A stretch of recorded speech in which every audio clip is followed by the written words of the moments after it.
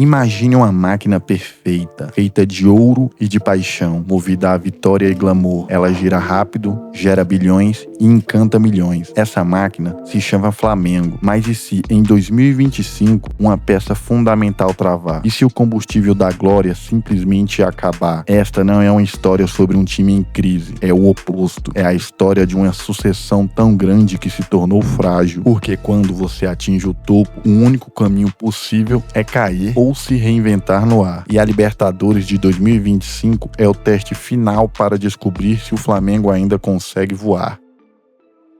Tudo começou com um trauma de 2021, lá em Montevidéu. Não foi uma simples derrota, foi um acidente de percurso na estrada do Império. Aquele gol nos acréscimos não quebrou apenas um time, quebrou a invencibilidade. E o pior veio depois. As eliminações que se seguiram criaram um padrão. O Flamengo passou a ser o time que domina o Brasil, mas titubeia na América. Essa sombra se tornou uma lente através da qual cada jogo é visto. Uma eliminação precoce na Copa do Brasil é um aborrecimento. Na Libertadores, é um fracasso existencial. A torcida não perdoa porque ela é a dona desse clube. Ela é quem paga o ingresso recorde de 9 milhões, quem esgota camisas a R$300, quem transforma o Maracanã em um caldeirão que tanto inspira quanto aflige seus próprios ídolos. A relação é simbiótica, mas tóxica quando a taça não vem.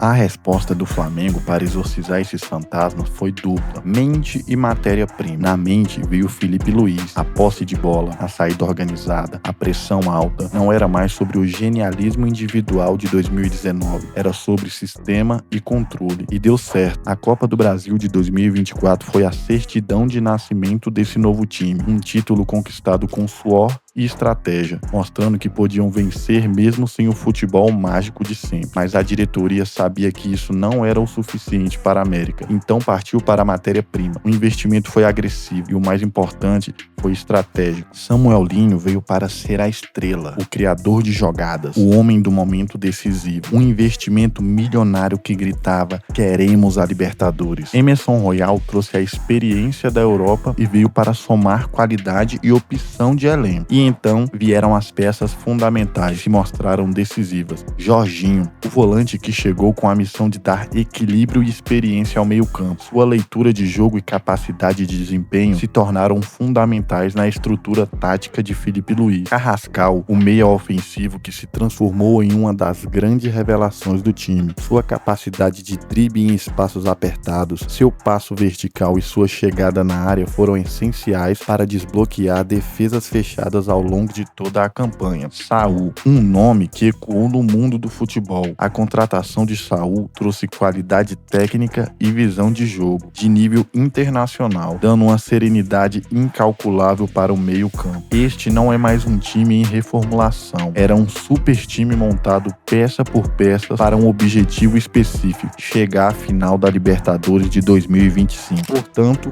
não foi uma surpresa, foi obrigação mínima de um projeto que custou centenas de milhões. A pressão agora não é mais sobre ser bom, é sobre provar que todo esse investimento e toda essa estratégia valeram a pena.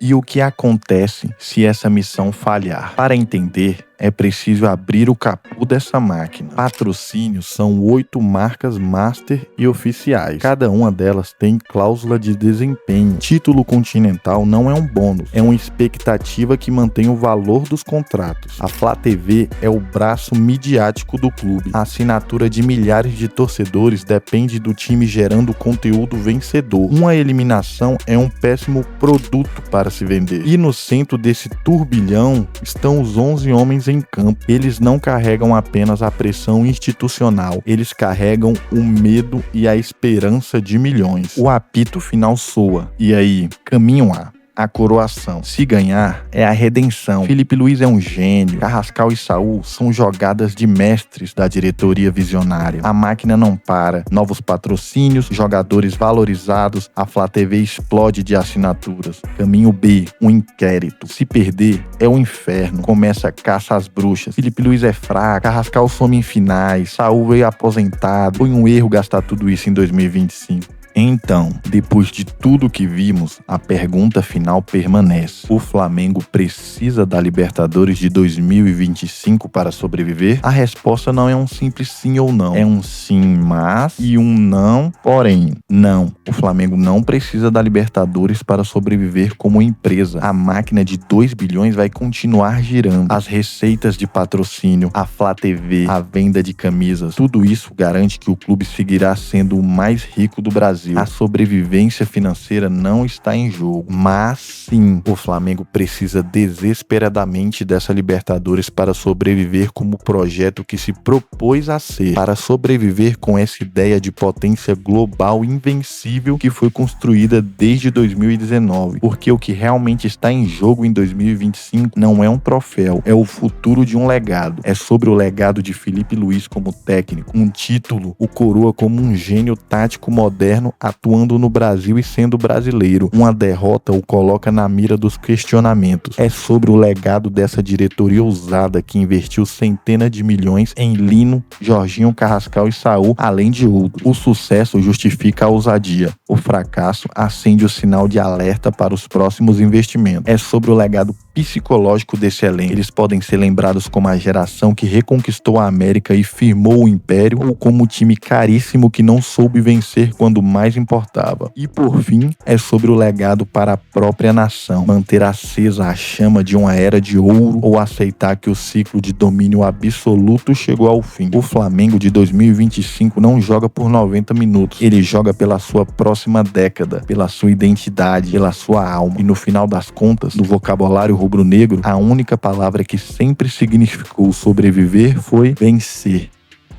E agora, a pergunta é sua. Esse time está preparado para carregar o peso da próxima história? A vitória na Libertadores é o fim de um ciclo de pressão ou apenas o começo de uma nova era de domínio? Deixe sua opinião nos comentários. Qual é o real legado que está em jogo? Não esqueça de curtir o vídeo, se essa análise fez sentido para você, e se inscrever no canal para não perder as próximas discussões profundas sobre o futebol que vai além das 4 linhas. Muito obrigado por ter acompanhado até aqui e fiquem bem. Valeu!